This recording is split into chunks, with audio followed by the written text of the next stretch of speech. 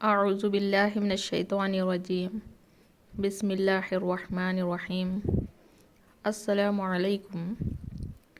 کلکتہ میں جو بھی کچھ ہوا بڑا خطرناک، دل کو دہلا دینے والی خبر تھی، اور پورے ملک میں آکروش ہے۔ انسانیت کو شرمسار کر دینے والی، حیوانیت اور شیطانیت کی بھی ساری حدوں کو کراس کر دینے والی خبر۔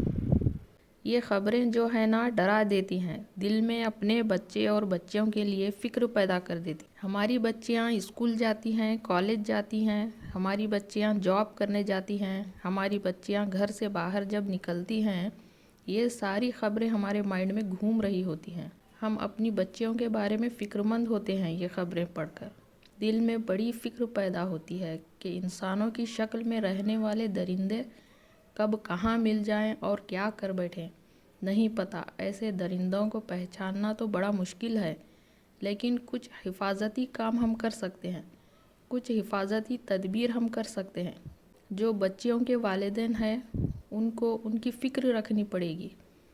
ایک ایک پل بچیوں کا نوٹ کرو کہ بچیاں کہاں ہیں، کہاں نہیں ہیں۔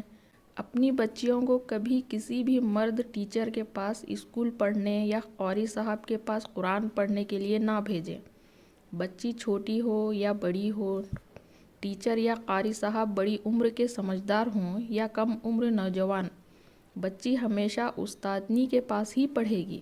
جب بچی کچھ بڑی لگنے لگے تو اسے دکان پر چیز لینے نہ جانے دیں، خواہ بچی کتنی ہی کم عمر ہو۔ اگر صحت مند ہے اور قد و قال واضح ہو رہے ہیں تو دکان پر مت جانے دیں۔ بچیوں کو کم لباس یا تنگ لباس کر کے باہر مت بھیجیں، بلکہ گھر میں بھی مکمل کپڑے پہنا کر رکھیں۔ گھر میں کوئی مرد نہ ہو، صرف عورتیں ہی ہوں، پھر بھی پورے اور کشادہ کپڑے پہننے ہی کی عادت ڈالیں۔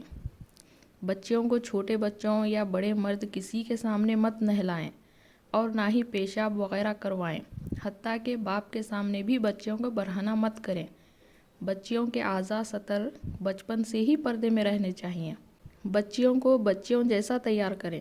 سرخی، پاؤڈر اور میک اپ کروا کر انہیں عورتوں کے مشابہ مت بنائیں۔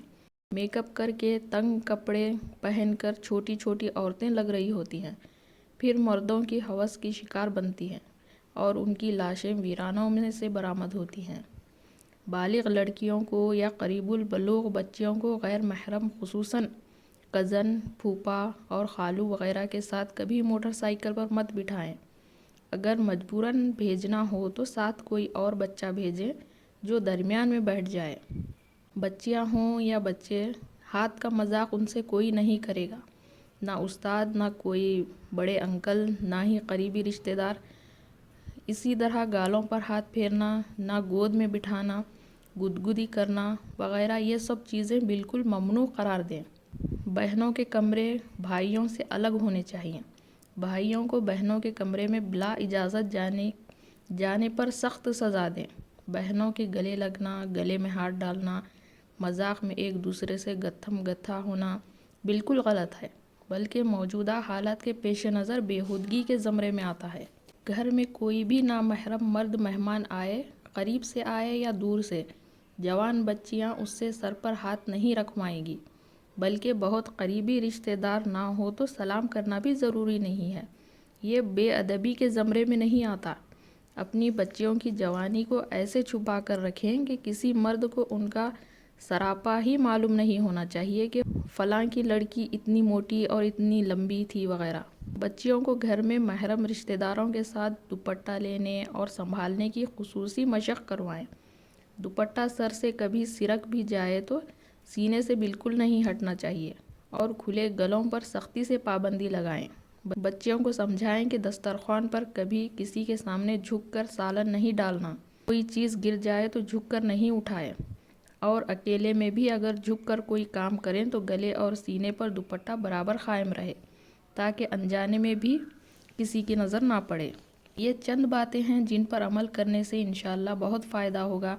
اگر آپ چاہتے ہیں کہ آپ کی بچیاں محفوظ رہیں تو ان پر عمل کریں۔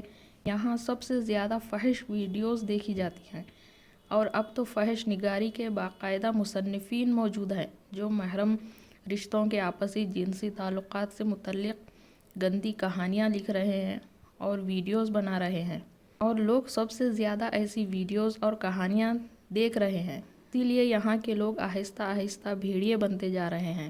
اپنی بچیاں خود بچا لیں، ورنہ یاد رکھیں کسی کو آپ کی بچیوں پر ہونے والی زیادتیوں سے کوئی لینا دینا نہیں۔ انصاف وغیرہ کو بھول جائیں، وہ یہاں نہیں ملتا، اس لیے بہتر ہے کہ خود ہی احتیاط کریں۔